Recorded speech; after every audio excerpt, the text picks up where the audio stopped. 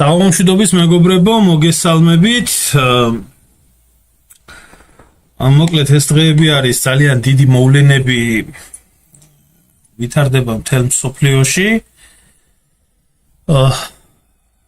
იგი პრაქტიკულად უკვე საუბარი არის იმის შესახებ, რომ დაიწყო ესე რომ ვთქვათ, დასავლეთის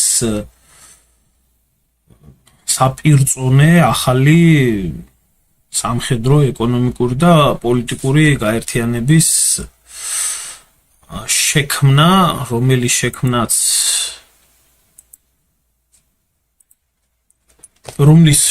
დაიწყო ჩინეთში ძალიან დიდი მოვლენები განვითარდა. და მინდა დღეს ამ თემასთან დაკავშირებით გესაუბროთ, დაველოდები უბრალოდ აუდიტორიის შემოსვლას. ეს დღეებია მინდოდა მესაუბრა ამ საკითხებთან დაკავშირებით, მაგრამ უბრალოდ ფიზიკურად თან ვერ მოახერხეთ, ან არ იყო დასრულებული, ბევრი რაღაცა საინტერესო ჯერჯერობით არ ჩანდა, ახლა გამოჩნდა და აქედან გამომდინარე მე მგონი დრო არის ვისაუბროთ, მივესალმები აუდიტორიას, თუ კი შემობრძანებულები ხართ, თუ შეიძლება მომწერეთ.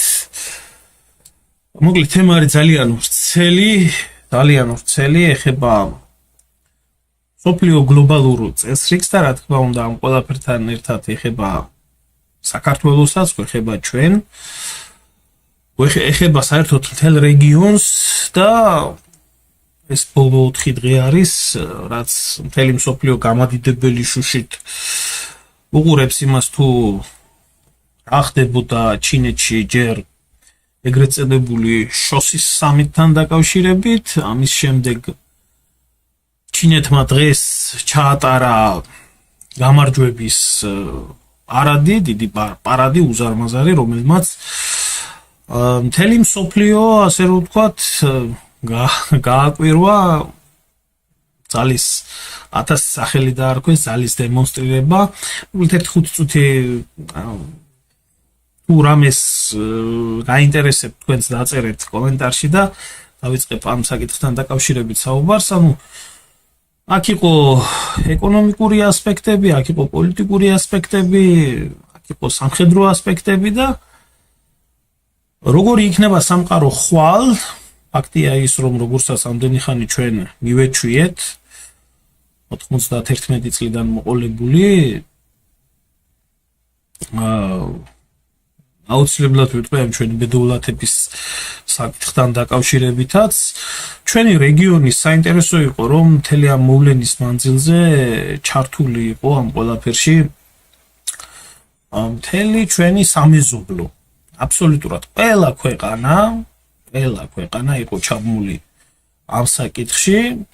უბრალოდ საქართველოს არავის დაუძახებია, როგორც ამბობენ, შეიძლება ეს დიპლომატიური საკითხი იყო იმის, რომ შესთავაზეს, იმიტომ ჩინეთმა ძალიან კარგად იცის ვისთან აქვს საქმე, შესთავაზეს უბრალოდ საუბრის დონეზე, მაგრამ მიიღეს უარი, რადგან ესენი მზად არ იყვნენ და ესენი ამ დროს პარალელურად დაკავებული იყვნენ ამათი მთავარი მამა მარჩენალის, ამერიკის პრეზიდენტის, ჩვენ ხო ამერიკის მონა ვასალი სახელმწიფო ვართ და როგორც იტყვიან, რომ აი ამერიკაში ასე ხდება, ამერიკის პრეზიდენტმა ასე თქვა, ამერიკის სენატორმა ეს თქვა, ჩვენ უნდა ყველა მზეპირად ვისაუბროთ, როგორც ისიც ახო და რა ქვია, ცალფეხზე მდგომია ხალხი რო არიან.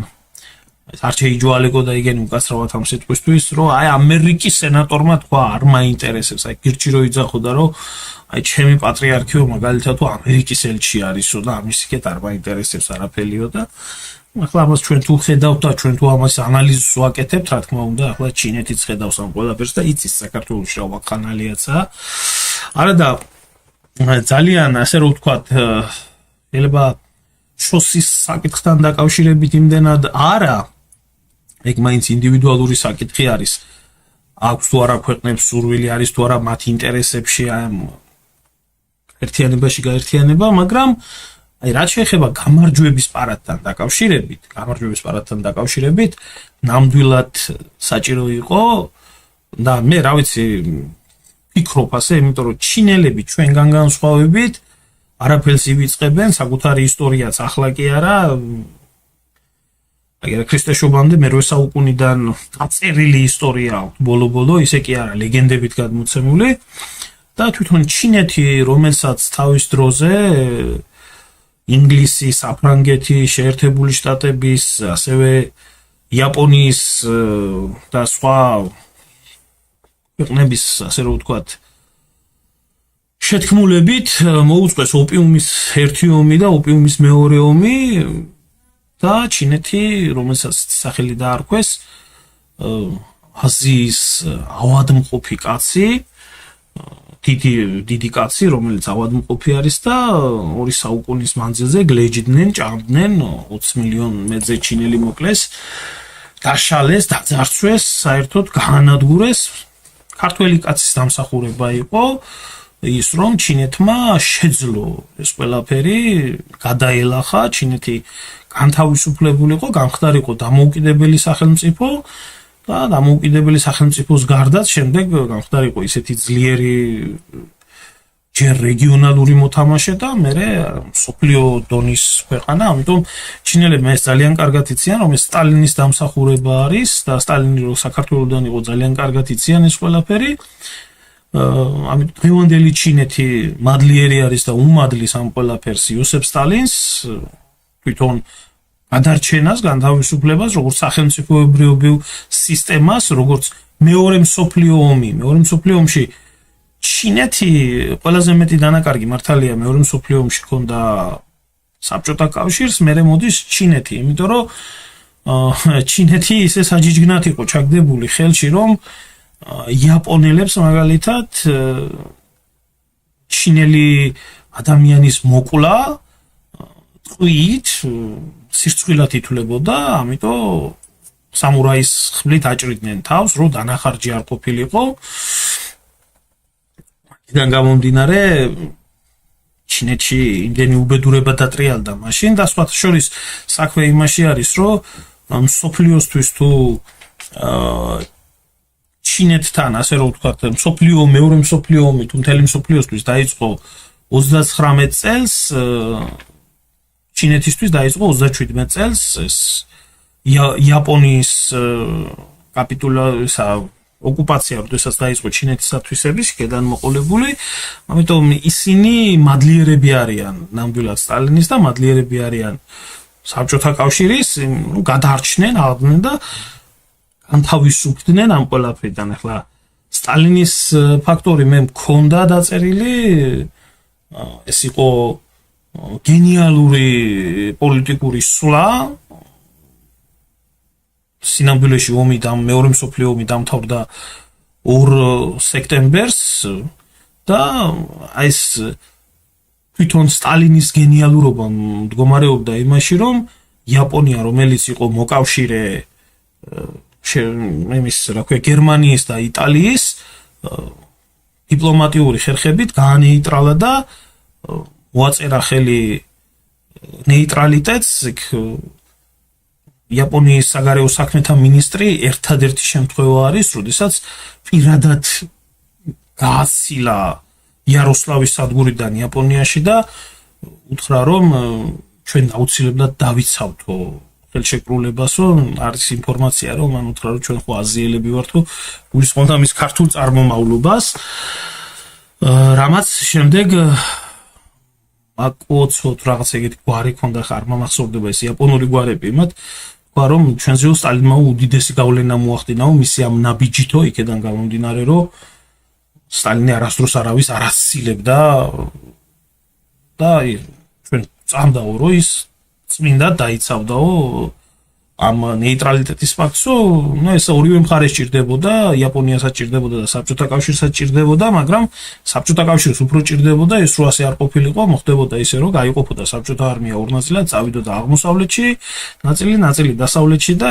უეჭველი დამარცხდებოდა. ახლა არ ექნებოდა ორ ფრონტზე ბრძოლის თავი, ამაში იყო მისი გენიალურობა, რომ მან ის მოახერხა და როდესაც დამთავრდა დასავლეთის ფრონტი, როდესაც მოთხოვეს შემდეგ ბრიტანეთმა და ამერიკამ რომ გაიხსნა უკვე აღმოსავლეთის ფრონტი, მან უთხრა რომ 3 თვეში გახსნიდა და გახსნა კიდე 3 თვეში დაიბრუნა ჯერ კიდე იაპონია-რუსეთის ომის დროს დაკარგული სახალინი, პორტ-არტური, კურილის კუნძულები და მაშინ იყო რომ გამოიყენა ამერიკამ უკვე ვირტუალური ბომბი, რომ რამინაირად შეეჩერებიათ საბჭოთა არმიის წინსვლა. მოკლედ თვითონ ჩინეთს რაც შეეხება, კიდე მართლა ტალახიდან ამოიყვანა და გადაარჩინა და თავისუფალი და გამარჯვებული გამოიყვანა და ეს პორტ-არტურიც მე გადაეცა უკვე ჩინეთს ეს ქალაქი, რომელიც პორტი იყო, მთავარი საყრდენი პორტი იყო.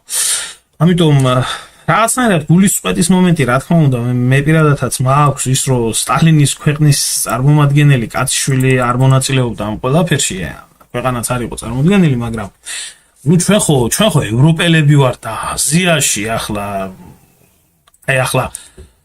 აქ ახლა თქვენ წარმოგიდგენიათ კაცო ისეთი ძუნძვლიანი დაუბანელი გაუნათლებელი ხალხი დგას ეს საზიზღარი ხალხი ახლა ამათ ფონზე თქვენ ახლა წარმოგიდგენიათ რომ დამდგარიყო ისა რა ქვია ჩვენი ყაველოღლი ან ისა ჩიჩილაკას რო აქ დამდგარიყო, ხო დამთავრებული იყო მისი საქმე, საერთოდ უკვე ევროპაში და შიგ ევროპაში და უკნიდან ევროპაში აღარავინ ხელს არ ჩამოართმევდა და ნუ ახლა დამთავრდებოდა, აი აზია შეიძლება რევოლუციაც მოხდარიყო აქ უკნიდან განათლებულების, რომ აი ერთხელ გაბედა და სადღაც ირანში წავიდა იმაზე რა ქვია პრეზიდენტის გასვენებაში და დღემდე აძახებდნენ რომ შენ ვინ ჩემი ფეხები ხარო რას ქვიაო იქ წადიო ყველა თუას გვასწავლე და ამერიკიდან დაწყებული ისრაელით დამთავრებული აქ უკნიდან განათლებულები კიდე რომ რას ქვია აგერ იმაზე წადიო წახვედიო გასვენებაში კაცო ირანის პრეზიდენტის გარდაცვალების მოკლედ დღევანდელი გადავიდეთ დღევანდელ თემაზე მინდა გესაუბროთ უშუალოდ აი ამ საკითხთან დაკავშირებით რასაც ქვია უკვე მთელი მსოფლიო ალაპარაკდა იმაზე, რომ აზია იწყებს გაერთიანებას. არის უამრავი თეორია. არის უამრავი მოსაზრება, რომელსაც რა თქმა უნდა აქ არსებობის უფლება, რა თქმა უნდა არავინ არ იცის წინასწარ როგორ იქნება, რადგან ჯერჯერობით აზიური გაერთიანება, დიდი აზიური გაერთიანება, რომელიც ფაქტია რომ ყალიბდება, არსად, ესე იგი, არ არის რომელიმე ერთ კონკრეტულ ჩარჩოში მოქცეული, მაგალითად როგორც არის ევროკავშირი. არ არის როგორც ნატო. თუმცა საუბარი არის იმაზე, რომ აზიური გაერთიანებაში ვინ უნდა იყოს ძირითადი სამი წამყვანი ქვეყანა. ჩინეთი, რუსეთი, ინდოეთი. აი ამ სამ ქვეყანას დააკვირდით განსაკუთრებით. ამ სამ ქვეყანას დააკვირდით და ამას უკვე ამ უზარმაზარ ქვეყნებს, რომლებსაც ერთი ტერიტორიულად ყველაზე დიდი ქვეყანა არის. მსოფლიოში პირველ ადგილზეა რუსეთი. ბირთვული პოტენციალით პირველ ადგილზეა მსოფლიოში. მეორე ქვეყანა, რომელიც ჩინეთი, რომელიც მოსახლეობით პირველ ადგილზეა მსოფლიოში. ჩინეთი, რომლის ეკონომიკაც აი რუსეთის და ჩინეთის ეკონომიკა ერთმანეთს არ შეედარება, მაგრამ იმ სოფლიოში ახლა თუ მარტო რიცხვებში გადავიყვანთ, ამერიკულ ეკონომიკას თუ უსწრებს თუ არა, უკან არ რჩება. პირიქით გადაუსწრო, მაგრამ ახლა იქ სად მთლიანი შიდა პროდუქტი ერთ სულ მოსახლეზე და სად მთლიანი შიდა პროდუქტი მილიარდ 300 მილიონზე და სად მილიარდზე გადანაწილებული, ხო? ტექნოლოგიებით ჩინეთი ნომერ პირველი ქვეყანა თუ არა, აი ცდილობს რომ პირველ ადგილზე იყოს და ჩინეთი არის ზუსტად ის ქვეყანა, რომელ ქვეყანაშიც 3 მილიონი მეცნიერი ერთადერთი ქვეყანა არის მსოფლიოში, სადაც 3 მილიონი მეცნიერი მუშაობს სხვადასხვა დარგში 3 მილიონი ამ რაოდენობის მეცნიერები არც ერთ ქვეყანას არ გააჩნია რომელიც აქტიურად მუშაობენ ცხოვრების გაუმჯობესებაზე და ტექნოლოგიების შექმნაზე და ახლა ჩინეთი რო ინოვაციებს ქმნის და ჩინეთს რო პროგრესები გააჩნიათ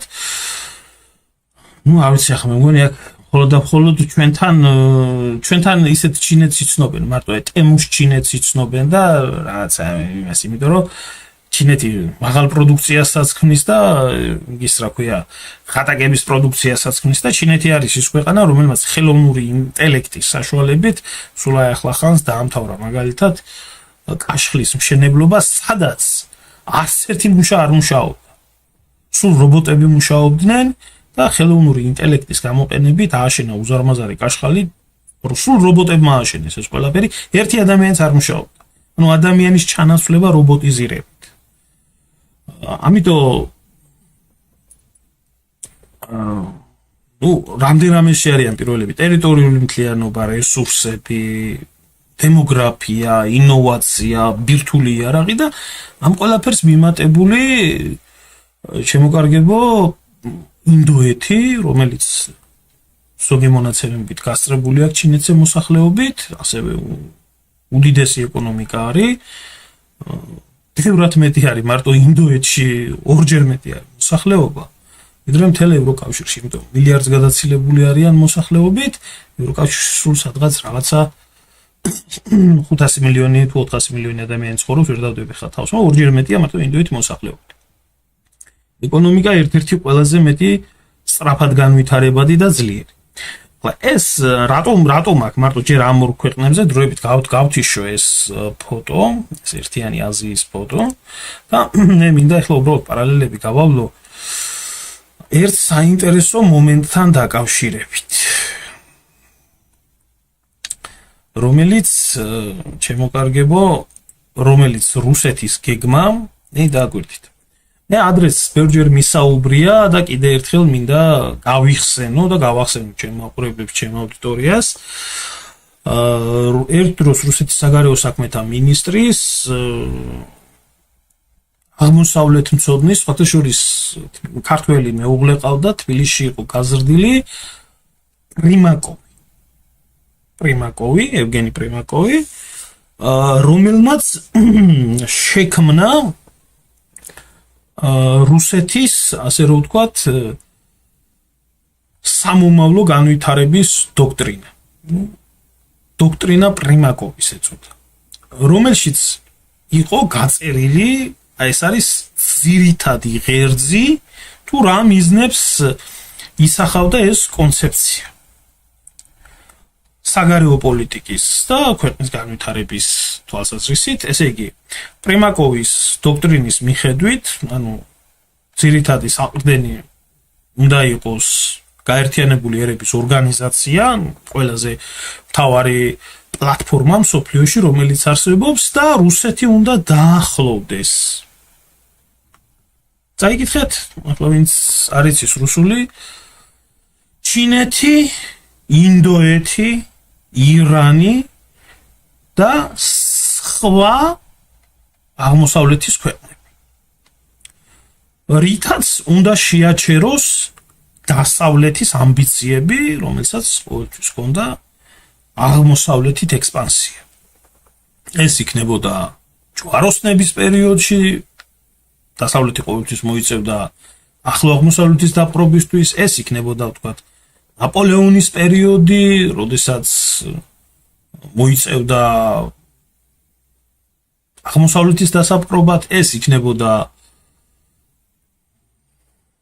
რა ვიცი, ჰიტლერის პერიოდი, აქედან გამომდინარე.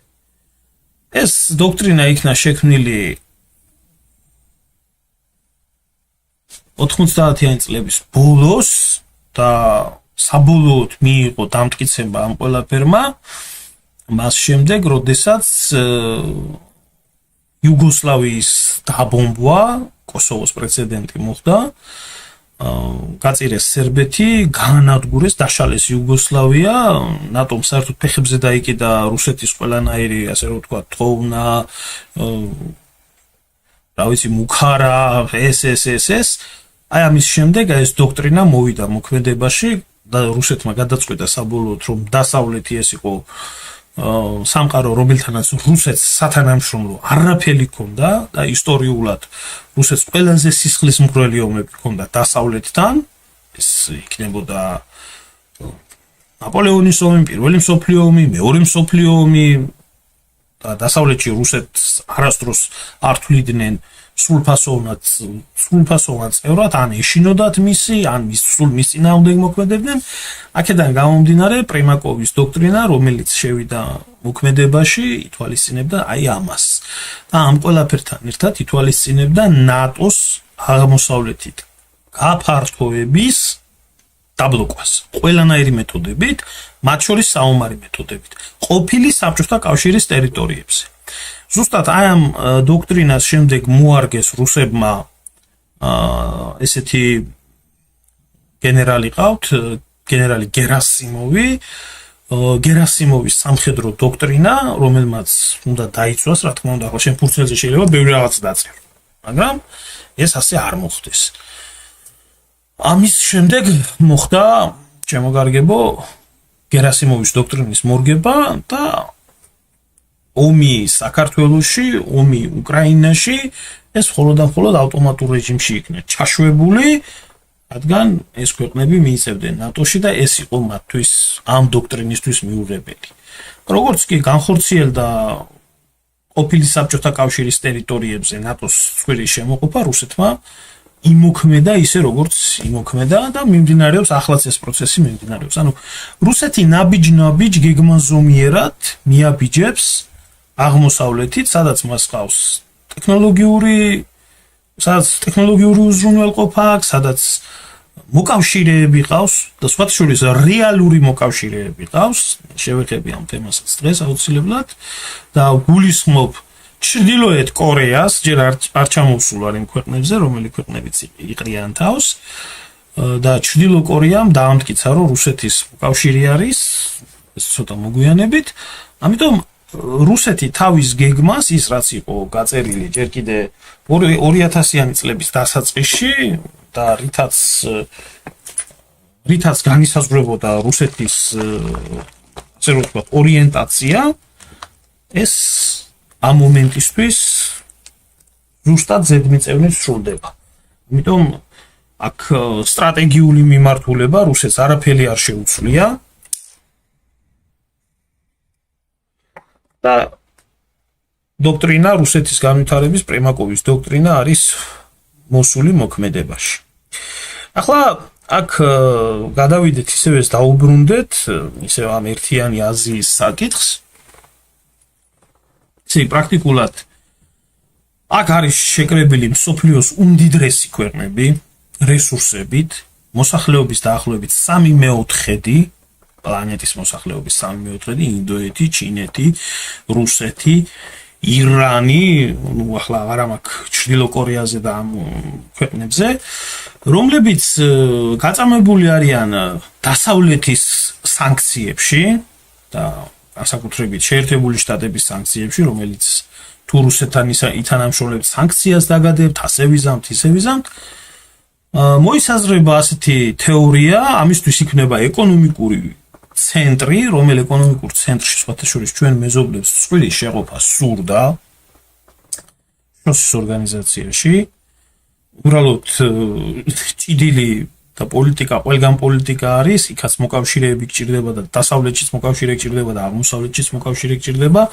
ამის შედეგი იყო, რომ სომხეთის გაწევრიანება შოსის ორგანიზაციაში სრულფასოვანი წევრი რო გამხდარიყო, დაბლოკა პაკისტანი.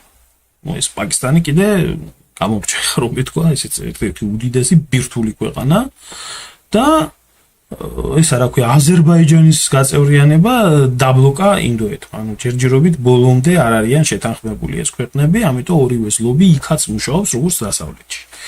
თუმცა როგორც ასეთი დამკვირვებლად თურქეთი ერთადერთი ნატოს წევრი ქვეყანა, რომელიც ისიც ჯერ წევრი არ არის შოსის და წვირი აქ შეყოფილი იქ და სურს წვირი რო შეყოს, იმიტომ რომ თურქეთისთვის აზია ბუნებრივი მდგომარეობა არის და თურქული სამყარო იქ არის გაერთიანებული, თურქეთი არ იქნა, უარყოფილი იქნა თურქეთი დასავლეთიდან ევროკავშირში ის არ მიიღეს, ამიტომ მან თავისი გეგმები წამოიწყო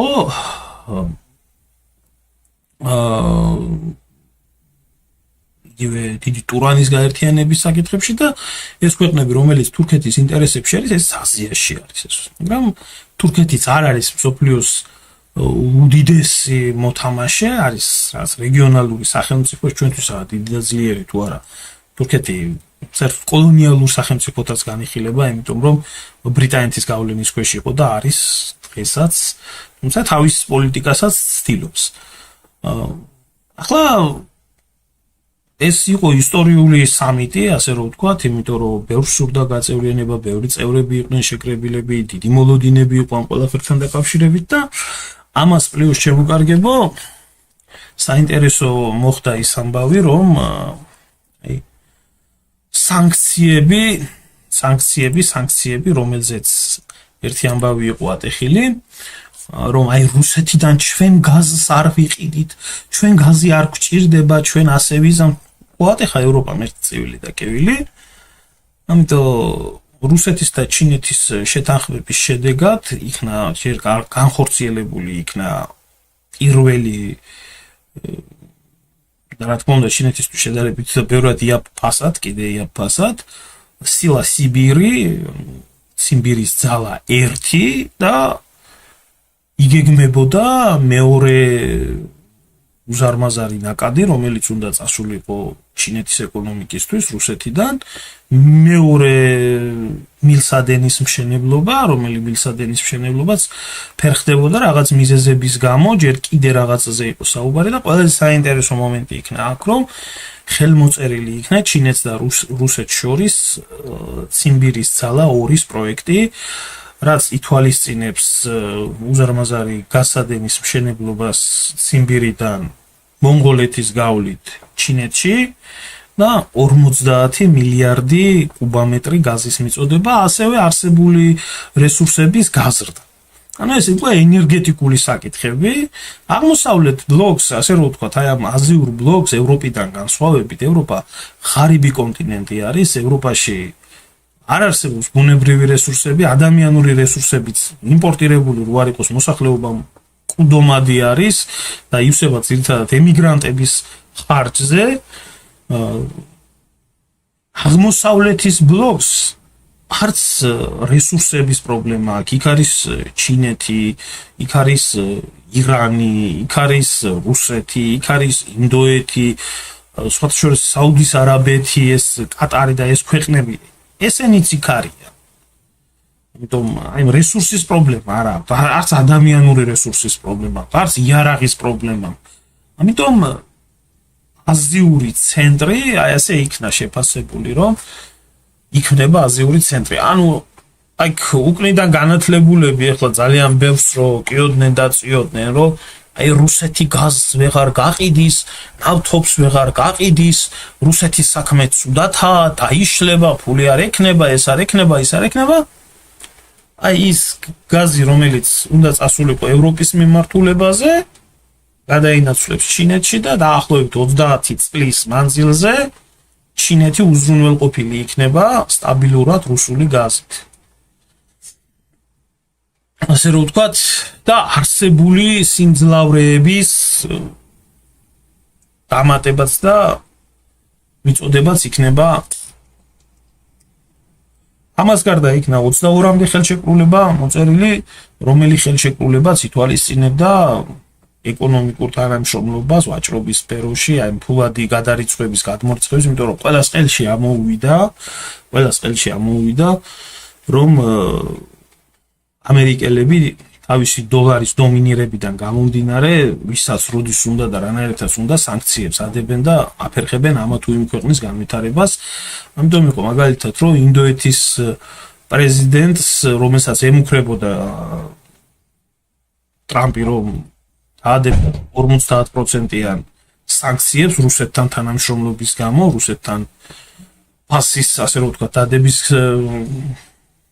შემცირებული ფასით ნავთობის ყიდვის გამო, შემდეგ ინდოეთმა უარი განუცხადა, 4 ზავარი იყო დარეკილი ტრამპის ადმინისტრაციიდან უარყო და ჩინეთი და ინდოეთი, რომელიც ყოველთვის იყვნენ ერთმანეთის მეზობლები, მაგრამ ერთმანეთის ასე რომ ვთქვათ, მოწინააღმდეგე კონკურენტი ძალები ესენიც გააერთიანა ასე რომ ვთქვათ ამერიკულმა ხელკეთმა და ინდოეთიც დაუახლოვდა ძალიან შოსის ორგანიზაციაში ჩინეთს, აქედან გამომდინარე შეიძლება ითქვას მარტივად და გასაგებად ის რომ საკითხი იმის შესახებ რომ უკვე მომავალში შეერთებული შტატები გააგრძელებს თუ არ გააგრძელებს შანტაჟირებას მსოფლიოს თავისი დოლარის საკითხით ნელ-ნელა იხურება, იმიტომ რომ საუბარი არის იმაზე, რომ აზიის ქვეყნების ძირითადი საყრდენი ვალუტა,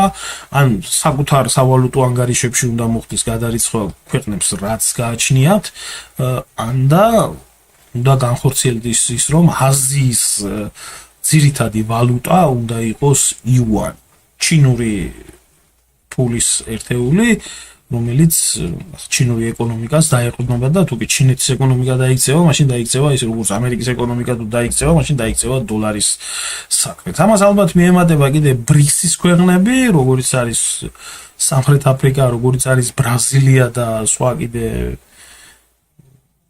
დიდი ქვეყნები, რომლებსაც ასევე ფინანსური ინტერესები აქვს საკმაოდ დიდ დონეზე და აქედან გამომდინარე ეს საკითხიც ალბათ ნელ-ნელა იქნება მოგვარებული. ეს კი საერთო ჯამში ყველაფერი ეს ხას უსვამს ერთ მარტივ რაღაცას, რომ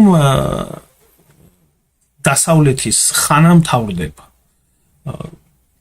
მთელი ამ მეკვე ესე რომ ვთქვათ მე-18 საუკუნიდან მოყოლებული დასავლეთი, რომელიც მთელი მისი არსებობის მანძილზე იყო დაკავებული ძარცვით, ყლეფით, ღლეტვით, აფრიკის, აზიის, მსოფლიოსი და თან ასევე ქმნიდა ტექნოლოგიებს და იყო მოწინავე პროგრესული მიმართულება, ეს ერა, ეს ასე რომ ვთქვათ, ბოლო 2.5 საუკუნიანი ერა მთავრდება და თანდათან გადადის უკვე წარსულში და უფრო მეტიც დასავლეთი ხდება თვითონ ჩინეთზე, კონკრეტულად ჩინეთზე განსაკუთრებულად დამოკიდებული მის პროდუქციაზე, მის ტექნოლოგიებზე და სხვა მის ბაზარზე, რა თქმა უნდა, აქედან გამომდინარე, მომავალი ძალიან საინტერესო იყო ასევე და მინდა ერთი ამას გაუსვა ხაზი ამ მომენტს, როდესაც პუტინი პირადად შეხვდა კიმ ჩენ ინს, რომელიც ერთ-ერთი თავარი მოკავშირე არის, სხვათა შორის ერთ რაღაცას მინდა ხაზი გაუსვა. ჯერჯერობით აი აზიური ქვეყნებიდან, ყაზახისტანს მოვრიცხავ, ყაზახისტანი არა, ყოფილი საბჭოთა სივრცეზე არ აქვს საუბარი, ჩინეთი, ინდოეთი, ირანი და ასე შემდეგ, არც ერთი არ არის რუსეთის სამხედრო მოკავშირე. სამხედრო მოკავშირე ერთადერთი სამხედრო მოკავშირე აზიაში, აზიის საბჭოთა სივრცის გარეთ, ვინც გააჩნია რუსეთს, ეს არის ჩრდილოეთ კორეა. ჩრდილოეთ კორეა, რომლისთანაც გააჩნია რუსეთს სამხედრო სტრატეგიული ხელშეკრულება ურთიერთდახმარების შესახებ. და ეს ხელშეკრულება ჰაერში არ იქნა გაფანტული, ეს იქნა რეალიზებული. ეს არ ვიცი ახლა ზოგადად არიან ვინც ადევნებს ამ მოვლენებს თვალყურს, რავისთვის უკვე სიახლე არ არის, რომ კიმ ჩენ ინის ჯარისკაცები მონაწილეობდნენ უკრაინაში არა უკაცრავად, უკრაინაში არა. რუსეთის ტერიტორიაზე კურსკის ოლქის განთავისუფლების პროცესში. და ეს იყო ჩრდილოეთ კორეის ელიტარული შეიარაღებული ძალები 15,000 ჯარისკაცი. უშუალოდ მონაწილეობდნენ ბრძოლებში, ეს შეთანხმება რეალიზებული იქნა რუსეთს და ჩრდილო კორეას შორის, ოღონდ რუსეთის ტერიტორიაზე მონაწილეობდნენ. ისინი უკრაინაში არ შეჭრილა. კურსკის ოლქში იბრძოდნენ. ახლა ჩრდილოეთ კორეა ვინმესთვის ხელწამოსაკრავი თუ არის მე არ ვიცი, მაგრამ მილიონზე მეტი მოქმედი სამხედრო გააჩნია. მე ეს რო გითხრათ, შემოკარგებო, როგორ გითხრათ, იცი? ევროპაში თურქეთის არმია ყველაზე დიდი და ისიც ვერ გაუტოლდება ჩრდილოეთ კორეას, მაშინ რა ქვია, შეიარაღებული ძალების რაოდენობაში. ახლა იქ უკვე დისციპლინა როგორია, სამხედრო მომზადება როგორი არის და ასე შემდეგ, ცალკე ამბავია. იმაზე რომ თვითონ 26 მილიონი თუ 27 მილიონიანი კორეა მთლიანად სამხედრო ყაზარმა არის და რეზერვ შეუძლია მონაწილე, ეს კიდე ცალკე საკითხი. მოკლედ, რისი თქმა გვინდა რა, ჩრდილოეთ კორეამ დაამტკიცა თავისი სამხედრო მოკავშირეობა და მიიღო მონაწილეობა ამ ბრძოლებში, სხვათა შორის ის რომ ჩრდილოეთ კორეაც დამოუკიდებელი ვის მოწონს, ვის არ მოწონს, ეს ცალკე საკითხია, მაგრამ რო არსებობს მსოფლიო რუკაზე ესეც ქართველის დამსახურება, ესეც სტალინის დამსახურება არის, მისი დამსახურებით მოხდა ჩრდილოეთ კორეის, ასე რომ ვთქვათ, გამოყოფა იმ დასავლეთის ბლოკიდან, რომელი ბლოკიც ჯერ იაპონიას იქვემდებარებდა, შემდეგ კორეას იქვემდებარებდა და ამიტომ ბევრი საბჭოთა ჯარისკაცი იბრძოდა, საბჭოთა კავშირი იარაღით ეხმარებოდა, კორეელებს ეს ყველაფერი ახსოვდათ, თქვენს პირადადაც რომ ეს იყო ჩვენი ვალი, აუხმარებოდით რუსეთს და ჩვენ მივიღეთ მონაწილეობა ამ ყველაფერში. დანაკარგიც ჰქონდათ სხვათა შორის, მინდა გითხრათ, აი ეს თვითონ უშუალოდ კიმ ჩენ ინი ხდებოდა პენიანის აეროპორტში, სულ ცოტა ხნის წინ იქნა ეს ყველაფერი, როდესაც დასრულდა კურსკის ბრძოლები, კორეელი სამხედროები დაბრუნდნენ თავიანთ სამშობლოში. 600, როგორც გახდა ცნობილი, 600 კორეელი სამხედრო იქნა დაღუპული კურსკის ოლქში. მათ თვითონ კიმ ჩენ ინი დახვდა, გენერალიტეტი დახვდა, კიმების ოჯახი დახვდა, გარდაცვლილების ოჯახები დახვდა, იგლოვეს, ძალიან დიდი გლოვა ჰქონდათ გამოცხადებული და ძალიან ბევრი დააჯილდოვა კიმმა მედლებით, გმირობის ორდენებით. ასე რომ წარმოების მხრივ კიდე, იარაღის წარმოების მხრივ კიდე საერთოდ არ შეიდარება მთელი ევროპის მასშტაბით დღევანდელი მონაცემებით, რაც ევროპას შეუძლია მაგალითად, რომ ჩვეულებრივი შეიარაღება, ჭურვების წარმოება, იმდენი წარმოება მარტო კინის კორეას შეუძლია დაახლოებით მილიონი ჭურვის წარმოება, საარტილერიო ჭურვის წარმოება, რომელიც აუცილებელი არის ომის დროს. ამიტომ ჩვენ თუ აქ ძალთა ბალანსზე ვლაპარაკობთ, ძალთა ბალანსში უბრალოდ ვამბობ, რომ აღმოსავლეთის ბანაკში ბევრად უკვე ძლიერი, ბევრად მდიდარი და ბევრად ასე იგი დიდი პოტენციალის ქვეყნები არის. ნუ ახლა თავისთავად ამ ყველაფერს არ ჩაუვლია ასე ჰაერზე, ამას ყველა აკვირდებოდა ყველაფერს და იქნა ესეთი წარწერებით იქნა ეს ყველაფერი გაზეთები, რომლებიც აკვირდებოდნენ ამ მოვლენებს, მაგალითად გარდიანი წერდა, რომ ევრაზიის სოლიდარობა უფრო ხარდება, ძლიერი ხდება, ასევე აპენიუსი წერდა, რომ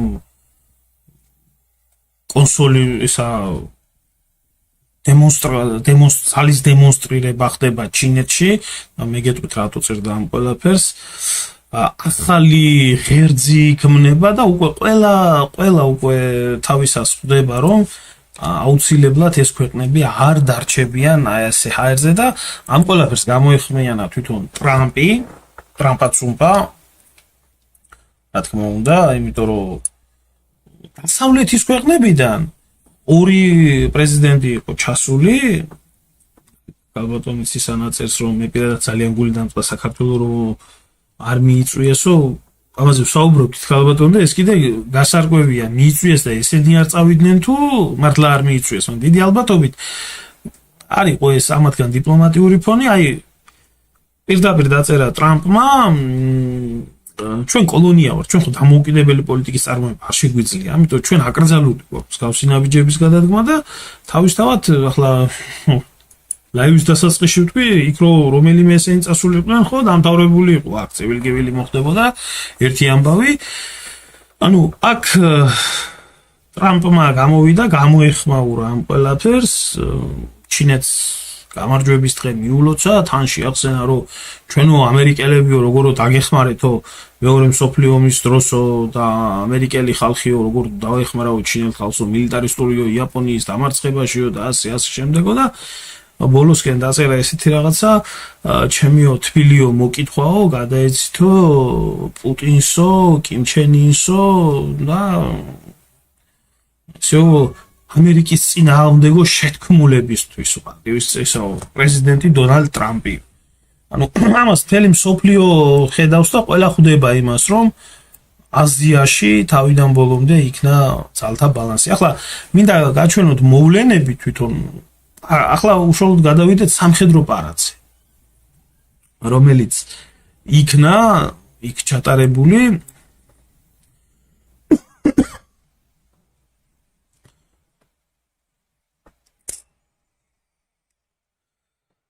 აქ გიაწერს, რომ იქ მათ ყოფნასო საერთოდ ჯობდაო რო არ იყვნენო, ნაწილობრივ ალბათ მეც ვეთანხმები ამ ყველაფერში, იქიდან გამომდინარე, რომ ესენი ისეთ სამართლიანი ადამიანები არიან, რომ რავი, რა პირს რო გააყენენ, რა სიტყვიან ღმერთმა იცის რა.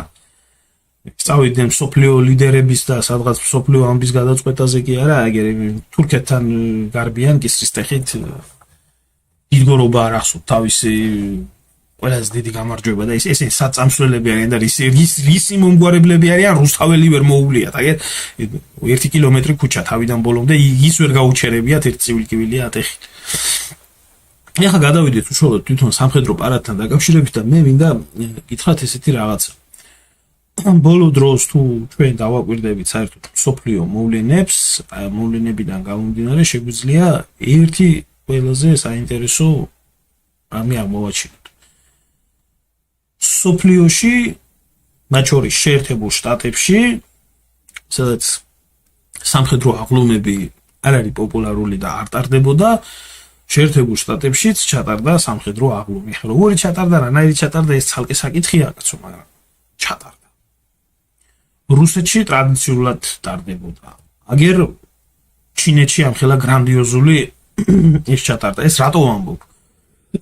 სოფლიოს ყველა ქვეყნები, რომლებსაც აქვს ძალა, შესაძლებლობა ყველაფრის, ისინი წარმოებენ ესეთ პოლიტიკას, მარტო პოლიტიკაში თუ სუბიექტი არ ახარო, ხშირად დემურ გიორხელიძემიც ის თქვა, არაფერს ფასი არ აქვს და არავინ არაფრად არ ჩაგაგდებსო. რა თქმა უნდა, პოლიტიკაში დიპლომატს თუ სამხედრო არ უმაგრებს ზურგს, დიპლომატი ვერ ილაპარაკებს ისე, როგორც უნდა ილაპარაკოს. ამიტომ ეს პარადები ნიშნავს, რომ ყველა ქვეყანა ცდილობს ძალის დემონსტრირებას. რომ მათ გააჩნიათ ძლიერი შეიარაღებული ძალები.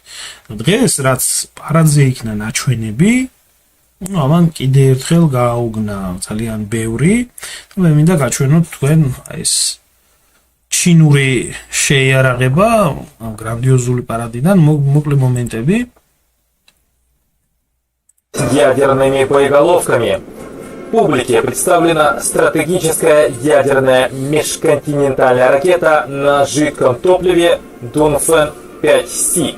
Радиус поражения охватывает всю планету. Это важное средство устрашения и обеспечения безопасности государства и мира на планете. Აი ჩემო კარგებო, ეს იყო ნაჩვენები იყო ჩინური უზარმაზარი ბალისტიკური რაკეტა, რომელსაც აქვს შესაძლებლობა მსოფლიოს ნებისმიერ წერტილში მოახდინოს მოწინააღმდეგის განადგურება. ამას გარდა, აი ეს უკვე ჩინური ავიაცია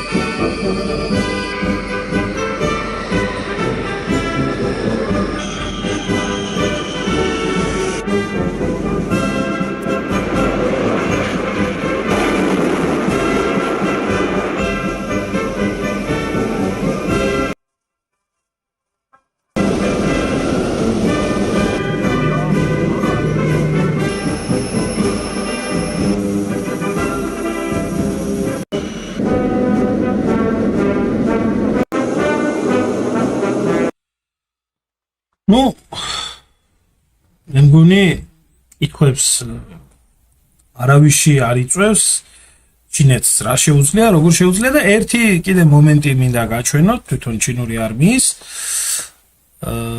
აზიური ქვეყნები ჩინეთიც და საერთოდ ჩრდილო კორეაც და ძალიან ბევრი ქვეყანა სამხედრო სამსახურს არ ყოფს სქესის მიხედვით. ამიტომ ჩინურ ჯარში, კორეულ ჯარში ჩვეულებრივად მონაწილეობენ მანდილოსნებიც.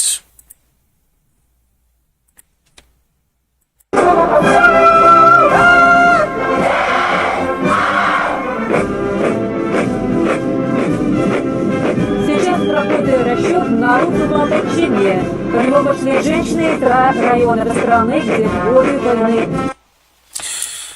აქედან გამომდინარე დასასრული განსაკუთრებით ლამაზი სანახაობა იყო მამაკაცებისთვის. აქედან გამომდინარე რაში არის საქმე? აღმოსავლეთის ცენტრი ეს აღარ არის უკვე ჩამორჩენილი, დაჟანგული, ესა რა ქვია, საძარცვად დატოვებული მხარე. ეს არის კბილებამდე შეიარაღებული, რესურსებით მდიდარი, როგორც ადამიანური რესურსებით მდიდარი, ასევე ფინანსური რესურსებით, ინტელექტით. კიდევ ერთხელ ხაზ გაუსვამ, რომ ჩინეთი არის ის ქვეყანა, სადაც დღესდღეობით 3 მილიონი მეცნიერი მუშაობს დღე და ღამე იმისთვის, რომ ტექნოლოგიები შექმნა.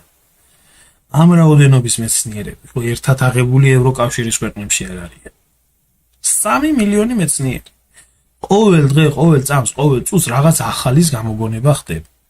აქედან გამომდინარე ამ ყველაფერს სჭირდება დაცვა, აზიის ქვეყნებს შეუძლიათ ღია თქვა, რომ ჩვენ უკვე აღარ მოვითმენთ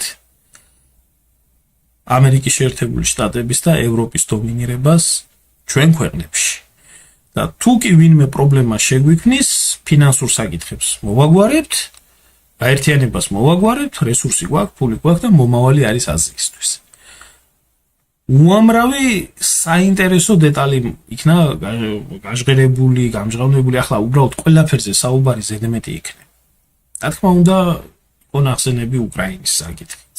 რა თქმა უნდა, სხვა ბევრი უამრავი რაღაცები და კონფლიქტებთან დაკავშირებით თვითონ ჩინეთის კომუნისტური პარტიის ლიდერმა სი ძინპინმა თქვა, რომ ჩვენ პრობლემები უნდა აღმოვფხვრათ თავში, რომ შემდეგ არ მივიღოთ კონფლიქტები.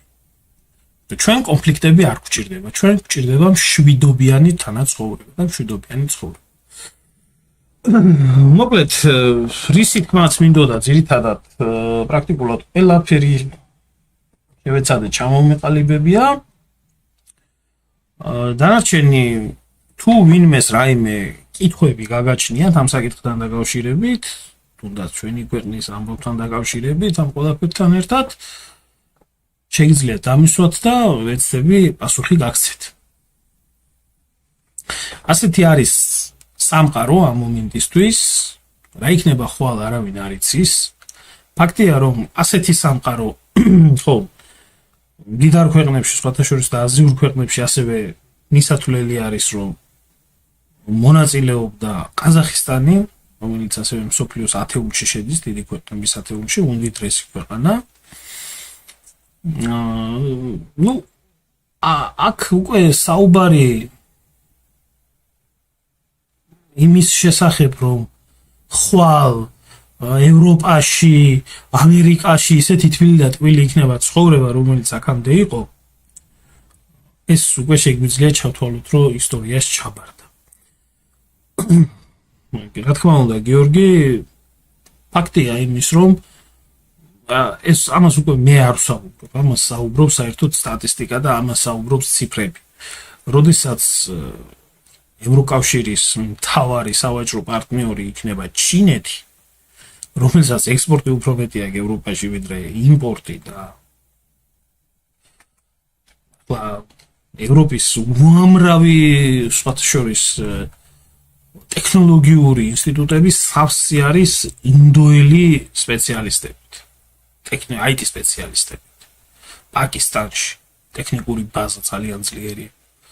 აქედან გამომდინარე უკვე შეიძლება ის ვთქვათ, რომ დასავლეთი, რომელიც მიჩვეული იყო ყოველთვის აღმოსავლეთის კოლონიების ძარცვას, მათხარჯზე ცხოვრებას, იგივე გლობალური სამხრეთი. იგივე ერაყი, რომელიც როცა უნდა დაანგრიეს და აქციეს და გაძარცვეს და წაიღეს, იგივე კუვეიტი, რომელიც სპეციალურად ჩამოაჭრეს და გამოყვეს, იგივე სირია, რომელიც დაგლიჩეს და რა ვიცი, დღემდე უბედურება არის და ტრიალებს. იგივე საუდის არაბეთი. ეს ქვეყნები მათი ბუნებრივი მდგომარეობა არის, რომ ისინი იყვნენ აზიური ღერძის წევრები. ამიტომ ისინი არსად არ წავლენ თავიანთი ნავთობით, თავიანთი გაზით, თავიანთი ყველაფრით, რა თქმა უნდა, იქნებიან ერთად. პლანეტაზე მომავალი სოფლიო წესრიგის დამყარებას ისინი შეეცდებიან ერთად. ჩვენ აქ შეგვიძლია გავმიჯნოთ ქვეყნები, რომლებიც დაჯგუფნებიან და იქნებიან ბუნებრივად ერთ მდგომარეობაში არის ევროპული ქვეყნები, თუმცა აქაც ძალიან საინტერესოა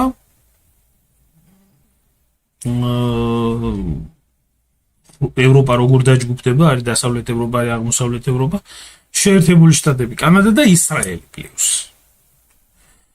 ეს არის მათი ოქროს მილიარდი, იგივე იმ ავსტრალიასთან და ახალ ზელანდიასთან ერთად, რომელსაც ისინი მიიჩნევენ თავიანთ სამყაროდ.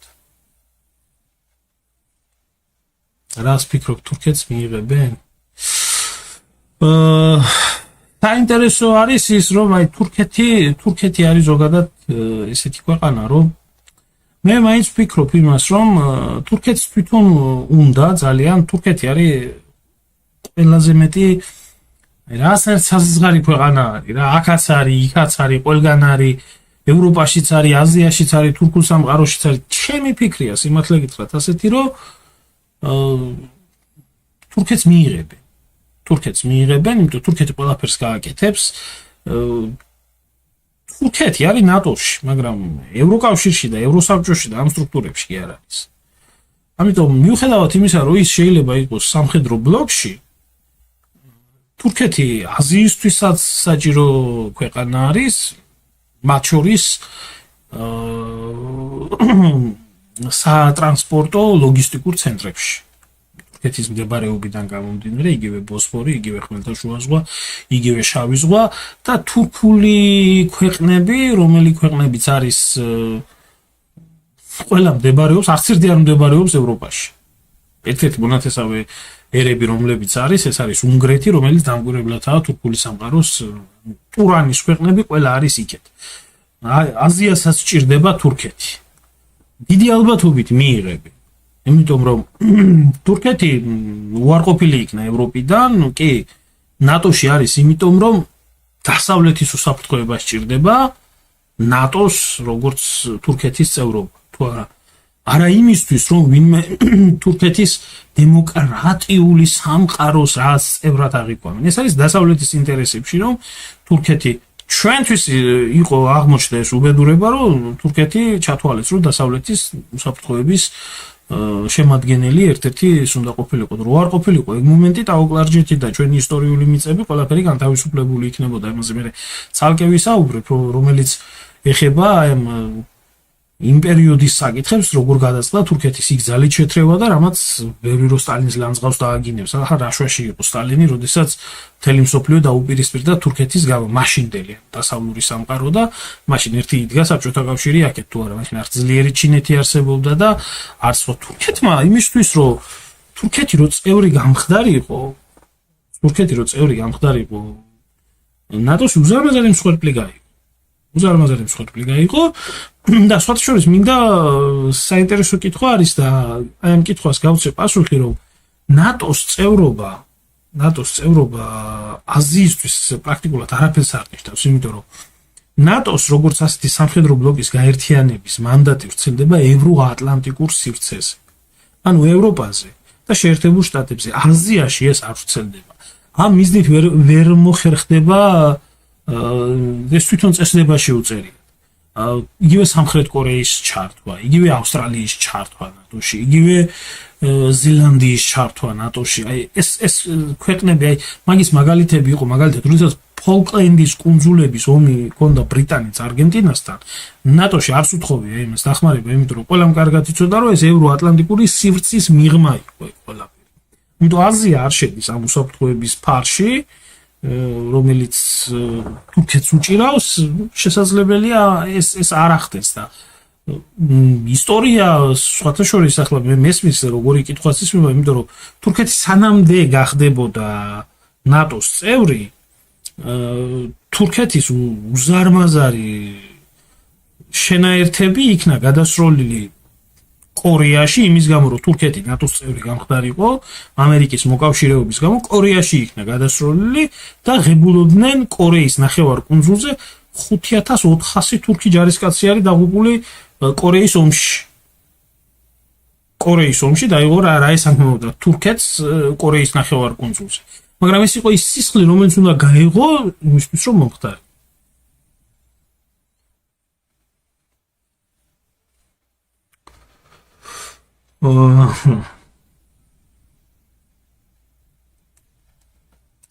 თეთრმა მონღოლმა მოძებნა თავის თავი აზიაში. ნუ ახლა რაშია შემოგარგებო საქმე იცით? ნუ ახლა თუ ვინმეს უნდოდა რუსეთთან, მე რუსეთს ნამდვილად არ უმტყუნებ იმას, რომ რუსეთმა ზუსტად თავისი თავი კი არ მოძებნა, კურსი აიღო აზიისკენ. იმიტომ არ უმტყუნებ, რომ საბჭოთა კავშირის დაშლის შემდეგ ის შეთანხმებები, რაც დასავლეთ და რუსეთს შორის იყო დადებული, იგივე ნატოს გაფართოების შესახებ, იგივე თვითონ თუნდაც რუსეთის ნატოში გაწევრიანება, რომელზეც საუბარიც მიდიოდა. ნუ ლისაბონიდან ვლადივოსტოკამდე უსაფრთხოების ერთიანი ქოლგა ყოფილი. უამრავი რამე. ყველაფერში მოატყუეს და არაფერში მიიღეს. რა თქმა უნდა, როდესაც შენ უარყოფს, ეხლა მუდმივად არ შეეტენება. დამთავრდა ეს 250 წლიანი ტენვა ამ იმაზე, რა ქვია, ევროპაზე. დამთავრდა, მოვიდა ტყელში. პარიზამდე ჩავიდნენ ბრძოლით თავის დროზე. ბერლინი აიღეს. სულ ცდილობდნენ, რომ მიუხედავად ამ ყველაფრისა, ევროპული სამყაროს ნაწილები ყოფილიყო. არ მიიღეს, არ ჩათვალეს თავისად და როდესაც უარყვეს ბატონო ეს თქვენთვის ასე იმათ რა ქვია აზია რაღაცა იმათ ცუდად მოსახსენიებელი ტერმინი ჯერთი საქართველოს მე თუ მკითხავთ აზია უფრო არის ვიდრე ევროპა. საქართველოს ევროპის არაფერი არ ცხია მადლობა ღმერთს. საერთო ჯამში კავკასია არც აზია და არც ევროპა არის ცალკე გამორჩეული გეოგრაფიული მდებარეობით აზია არის, არანაირი ევროპა არაა საქართველო. მენტალიტეტზე და აზროვნებაზე ჩვენი არც იქაურია და არც აქაურია და უფრო მოდი რო ვთქვათ ეხლა კაცური, ვაჟკაცური, ადამიანური და ესე რო ვთქვათ, აი ამ იმაში დღევანდელ უფრო აზიელებთან უფრო ახლოს ვართ ვიდრე დღევანდელ ევროპელებთან, ხო? ახლა არა მაქვს მე იმას კლასიკურ ევროპაზე და რას ქვია ევროპის აზროვნებაზე იმას რა ქვია გადასვლა და საერთოდ სადღევანდელი ევროპა და საძველი ევროპა ერთმანეთთან, მაგრამ არ მიიღეს. არ ჩათვალეს თავის ტოლად. აქედან გამომდინარე, როდესაც მინდიხარ მარტო მეზოკალონკათო და ხისო და იმის და ამის იმათო რა ქვია, მასალების მისაღებათო. დანარჩენში შენთან ვაჭრობა არ მინდა, შენთან უიზო არ მინდა, შენთან ურთიერთობა არაფერი არ მინდა, შენთან მე სულ შენი მეშინია, ან სულ თავს გესმიდა. როდესაც ამაზე არის საუბარი, კაცო, ამ რუსეთი იმდენჯერ არ დასხმია ევროპას თავს, რამდენჯერაც ევროპა დაესხა რუსეთს თავს. ისტორიულად. ეს თუ ვინმე აქვს წაკითხული, ჯერ კიდე პოლონეთის და ლიტვის დიდი უნია რო იყო, წიხქვაშ ჰქონდათ რუსეთი გადებული ლიტვის და იმის პოლონეთის ვასალი იყო და პოლონეთი და ლიტვა უნიშნავდა იმას რუსეთში მეფეებს. და ასე რავდათ, იქედან მოყოლებული არაფერს ვამბობ, მე უკვე იმაზე რა ქვია, ნაპოლეონის დამანგრეველ ლაშქრობებზე პირველ მსოფლიო ომზე და მეორე მსოფლიო ომზე. და ამ აზიას ასე რომ მოიხსენიებთ, ასე გდებით, ასე დაცინვით, კი მაგრამ მართლა ასეთი უწიგნურობა საიდან მოდის, კაცო? აზია ჯერ ერთი მარტო ჩინეთი ეყოფა, სხვა ხა ინდოეთს და სხვა რამეს ახლა არაბულ და სპარსულ ცივილიზაციებს ამას რომ დავანებოთ დავშევეშვათ საერთოდ. მარტო ინდოეთსა ჩინეთი ეყოფა მთელი ევროპის და ამერიკის კულტურას და აზროვნებას ჯერ კიდე ცინის იმპერია და ეს ქრისტეს შობამდე მე-5 საუკუნეში კონფუციანელობა იყო მოდებული და როგორ რას ნიშნავს იყო კონფუციანელობის წევრი და აზროვნებდე მონდელი ევროპა კი არა გონიერ ის კლასიკური ევროპა როა იმის 1%-ზე ვერავა და რატო უტყდება ამ ხალხს ასე აზიელობა მე არ ვიცი ნუ ახლა არ მიკვირს მე ახლა ქართველობას რო ქართველობა რო არ უნდა და ევროპელობა რო უნდა მე ამ კომპლექსიანი ხალხიდან არ მიკვირს ეგ ყველაფერი დიახ აზია იყო სოფლიო ცივილიზაციის ცენტრი დიახ ასე იყო ისე როგორც ჩინეთი ისე როგორც ძველი ინდოეთი ისე როგორც თავის დროზე ახლო აღმოსავლეთი სპარსეთი არაბეთი კიდათ ებრაელები და ესენი აზია ახლა ის არის ის იმას რო ადრის ხალხი ყველაფერს რო ებრაელებიდან რო იღებს იმათ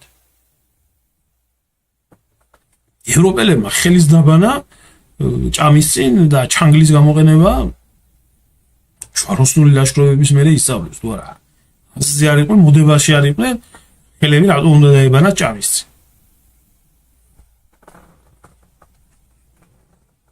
და წაიგითხეთ ერთი ევროპის ისტორია როგორი ბინძურები და აყაროლებული ხალხი ელემენტარულს გეუბნებით რა იმიტომ რომ მინიმუმ ფრანგული სუნამოს რო ის ხამს და ვაიმე რატო იქნა ფრანგული სუნამო ეს რა ქვია გამოგონებული მე აყაროლებული სუნი მოეშორებია ტანზე ითულებოდა თავის დროზე რომ ნათლობის მერე კაც არ უნდა დაებანა ტანზე ევროპაში რომ ნათლობის ის მადლი არ გაწვენოდა ასე ადებილებდა ასე რომის პაპი და ეგენი ასე თაზომბირებული ამათი აზროვნება ეგრეთ საფრანგეთში და იმაში თუ ვინმე როდესმე მოხდებით შუა საუკუნეების იმაში ტუალეტები როგორ აღმოწყობით ამას ადრით იმას რა ქვია ჩინეთს და ინდოეთს იყო ქონდა ჩავარდნა აზიას ნამდვილად ქონდა ჩავარდნა შუა საუკუნეების პერიოდიდან მე-20 საუკუნის პერიოდში ეს ბოლო რაღაც 300 წელი ისვლება ეგ ყველაფერი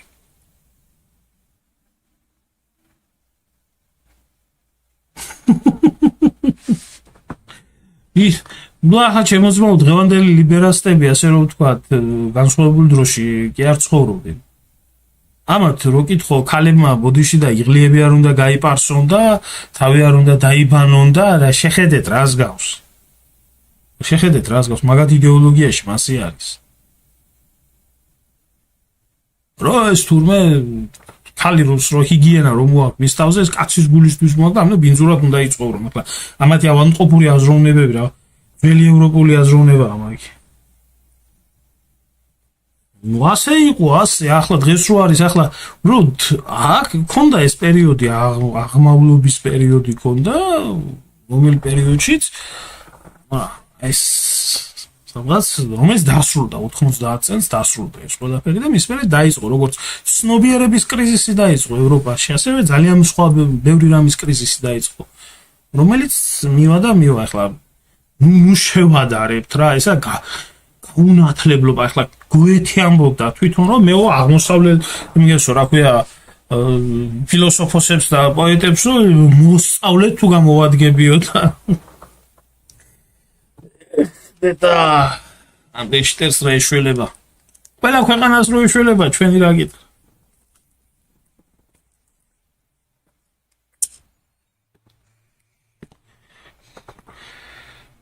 რაც შეიძლება ახლა ჩვენი ქვეყნის ამბავისად იქნება და ჩვენი ქვეყნის ის როგორ იქნება ეს ამას ჩვენ არავინ შეგვეკითხება ფაქტია ის რომ ამერიკელებს საქართველოსთან ხელები აქვთ დაბანილი თუ რამე ფარტყალობს მარტო ეს რაღაცა შიგ ევროპული deep state და მაგათი საქმე არის საერთოდ საიდანაც გამოდიან, იქიდან კარი უნდა გამოიჯახულონ, უნდა ჩამოანგრიონ ყველაფერი და არც არასდროს ყოფილა ევროპელების და ამერიკელების ინტერესში საქართველოს აღშენება, აღმასვლა, მსგავსი რაღაცები ეს ევროპელებს არ აინტერესებდათ არასდროს საქართველოში. მათ ჰქონდათ თავისი კონკრეტული ინტერესი. საქართველოს უნდა ყოფილიყო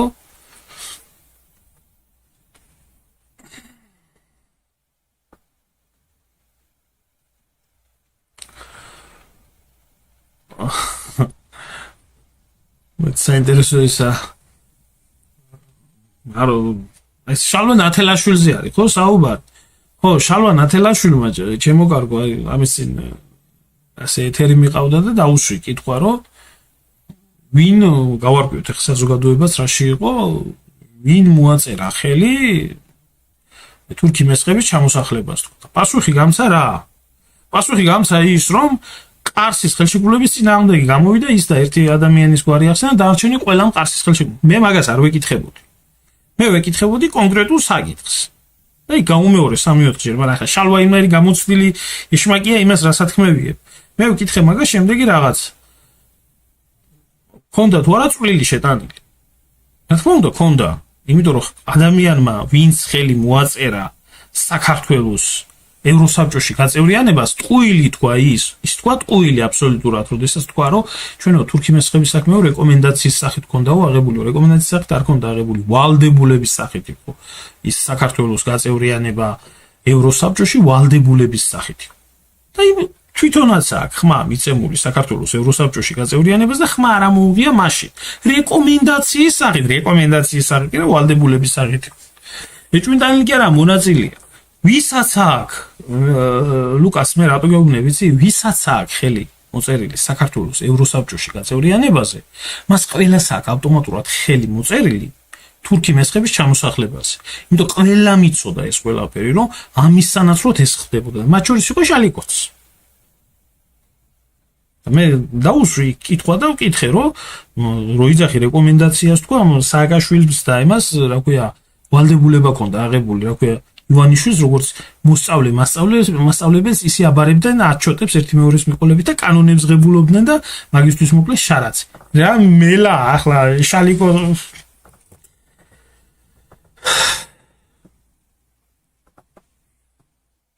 აი პეტრო წერს რომ წინ კავკასიისკენ გაუმარჯოს კავკასიურ ძლიერ საქართველოს ამინ მაგრამ უკვე კავკასიელობა გონია საქართველოში გახდა საძება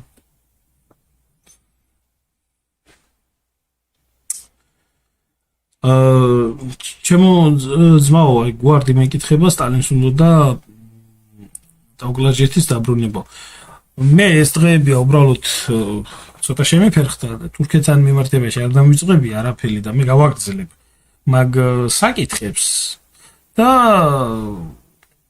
დეტალურად ვისაუბრებ მაგ ამბავთან დაკავშირებით როგორ მიმდინარეობდა პროცესი რომელი პროცესიც შემდეგ ოფიციალურად კი არა ასე კი არ უნდოდა დაუკლარჯეთის დაბრუნება რომ უნდოდა და გეგმაში იყო შედით ჩვეულებრივ გაეროს რეზოლუციებში სადაც სტალინს თვითონ ქონდა პირადად ხელმოწერილი და წარდგენილი ქონდა საბჭოთა კავშირის ტერიტორიული პრეტენზიები თურქეთთან ტერიტორიული პრეტენზიები რომელიც სტალინის სიკვდილის შემდეგ იქნა მოხსნილი მე როგორც გრიშა ონიანს ვესაუბრე ახლა გრიშაზე მეტი მკვლევარი სტალინის და სტალინის ასე რომ ვთქვათ ეპოქის პერიოდის ვინ არის და მან მითხრა რომ გადაწყვეტილიც იყო ის რომ თურქეთის საზღვარი 70 კილომეტრი იქე თურქები იყვნენ თანახმა გადაწეული იყვნენ რომ დანარჩენზე პრეტენზიები არ ყოფილიყო მაგრამ სტალინის სიკვდილის შემდეგ მოხდა ამ იმის რა ქვია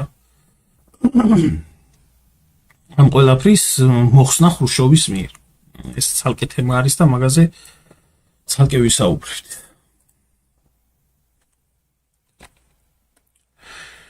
რავი ჩემო კარგებო მე მგონი ამოწურეთ ხო ყველაფერი თუ ვინმე სამი კითხვები გაქვთ დარჩენილი კიდე თამისვით და აგემშვიდობებით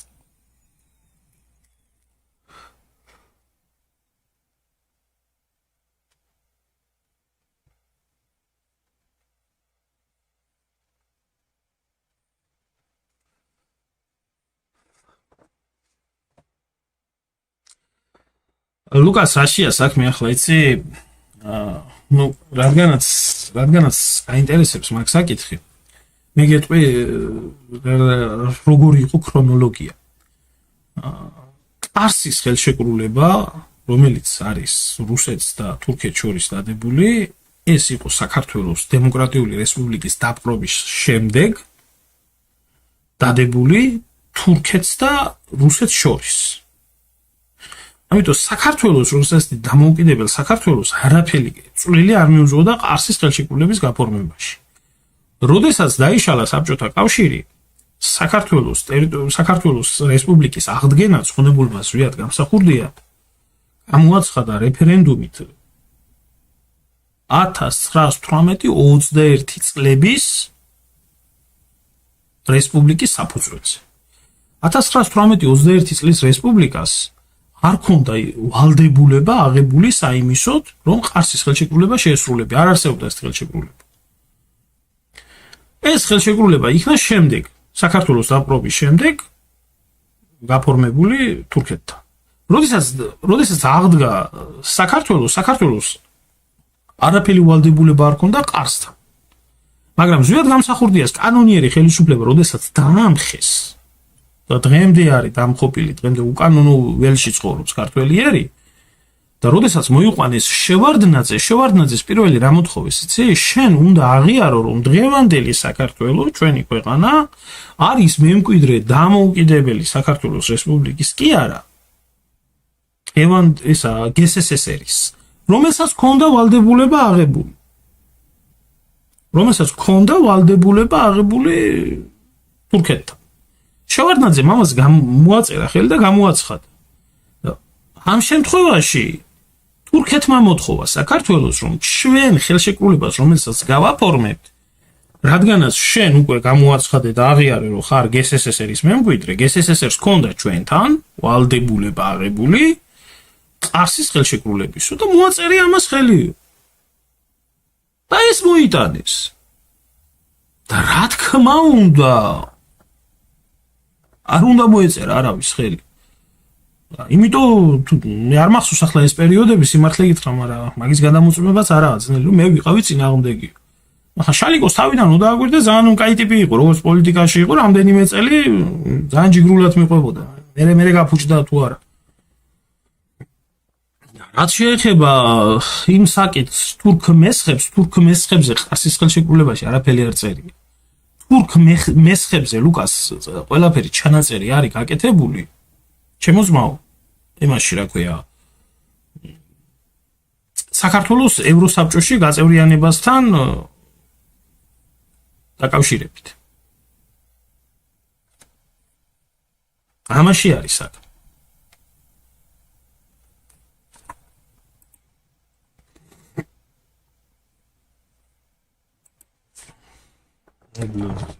არაფერი ნახვა მაგას არ უნდა.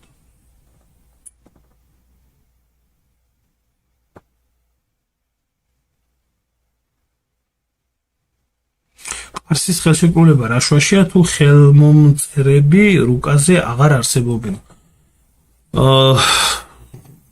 რა შუაში არის და იმ შუაში არის, ჩემო ძმაო, რომ რუსეთმა თავი გამოაცხადა საბჭოთა კავშირის მემკვიდრედ.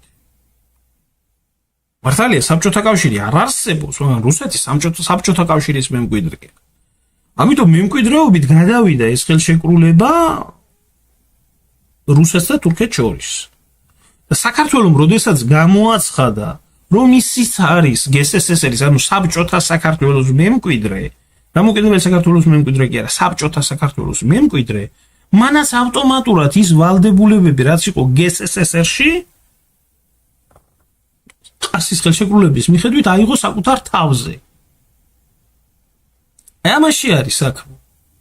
ამიტომ საქმე რაშია, იცით კაცო, ვინმეს პანაცია კი არა აქვს და რაღაცაზე იმაზე კი არაა საუბარი, რომ თქვათ, აღდგეს კანონიერი ხელისუფლება, აღდგეს რეალურად ის იარაღით დამხობილი ხალხის ნებით არჩეული ხელისუფლება, რომ დაბრუნდეს სამართლებრივ ჩარჩოში რომ დაბრუნდეს. სამართლებრივ ჩარჩოში რომ დაბრუნდეს, ჩემო ძმაო, ხო? ეს გაგვანთავისუფლებს ჩვენ აბსოლუტურად ყველა ვალდებულებიდან, რომელი ვალდებულებაც არის თურქეთის მიმართებაში აღებული, აზერბაიჯანის მიმართებაში აღებული, სომხეთის მიმართებაში აღებული, რუსეთის მიმართებაში აღებული, აბსოლუტურად ყველაფრიდან გვათავისუფლებს. ეს როდესაც აღდგება კანონიერი ხელისუფლება, უნდა მოხდეს ეს. საქართველოში ეს იმას ნიშნავს, რომ ავტომატურად ეს ყველაფერი, რაც არის მის შემდეგ დადებული, ყველაფერი იქნება ავტომატურად ცნობილი, როგორც მორჩა დამთავრდა.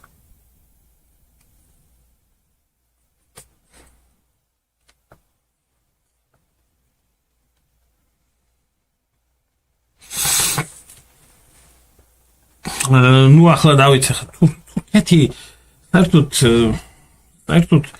თურქეთი ყოველთვის იყო იღბლის ბუკეტი. წერს რომ რევოლუციის ბრალი იყო 1917 წლის რევოლუციის ბრალი იყო, თორე თურქეთი გამქრალი იყო. თურქეთი მაშინ მართლა გამქრალი იყო. საერთოდ განადგურებული იყო როგორც სახელმწიფო, საერთოდ არ შეიძლება თურქეთზე საუბარი. მაშინაც განადგურებული იყო თურქეთი. 1878-77 წლებში განადგურებული. თურქეთის სახსენებელი არ იქნებოდა 45-46 წლებში. ერთხელაც, მეორეთაც, მესამეთაც განადგურებულ, გაფარჩაკებულ თურქეთს დედა ტერეზად გამოუჩნდა ინგლისი და ამერიკა, როგორც ერთ შემთხვევაში ვაყერყა, რომ მომხდარიყო თურქეთის გადარჩენა ინგლისის გავლენის სფეროს გამო, ისე გახდა მეორეთ, ისე გახდა მესამეთ და ისე გახდა მეოთხეთაც. ყოველთვის ასე იყო 78-77 წლებში. თურქეთმა კვიპროსი აჩუქეს ბრიტანეთს, რომ გადაერჩინა. ნუ ხომ მანამდე კიდე არ ამაქვს საუბარი ყირიმის ომშიც. ბრიტანელებმა გადაარჩინეს. მაშინ ბრიტანელებმა, ფრანგებმა და იტალიელებმა გადაარჩინეს. ყოველთვის ჭირდებოდა შნირი ბრიტანეთს აქეთკენ აღმოსავლეთში.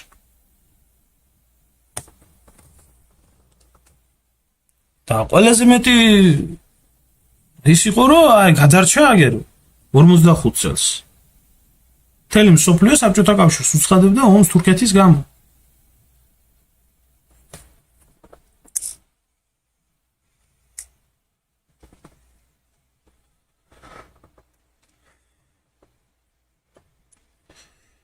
ეგრე იყო, ეგრე.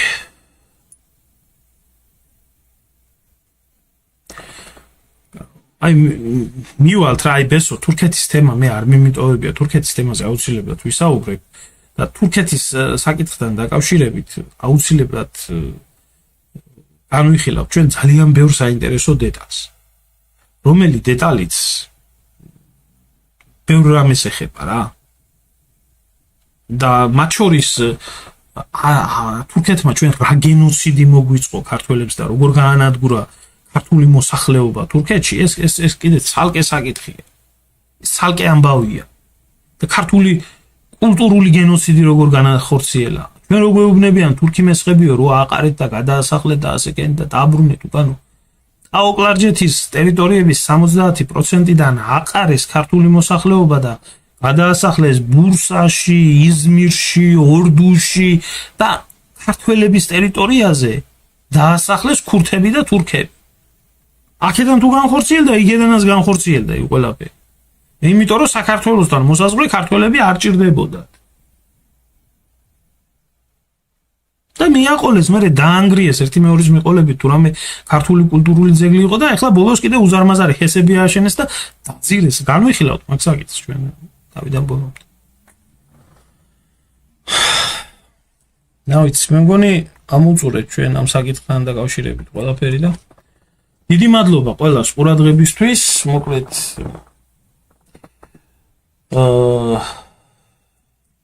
მადლობა მინდა ყველას გადაგიხადოთ რამდენი ხანი მისმენდით. დიდი მადლობა ყველას რომ მონაწილეობდით ამ ყველაფერში. აუცილებლად მომდევნო თემები გვექნება ჩვენ თურქეთის თემა იქნება გავრცელებული, განვრცობილი უფრო დეტალურად და ნახოთ ასევე საინტერესო სტუმრებთან ბატონ შალოსთანაც თუ მოგვიხერხდა გვექნება ვიდეო ლაივი.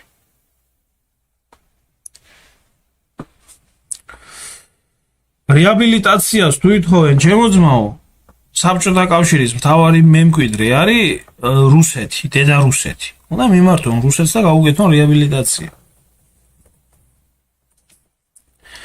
კარგად ბრძანდებოდეთ, გაიხარით. მადლობა ყველას ყურადღებისთვის.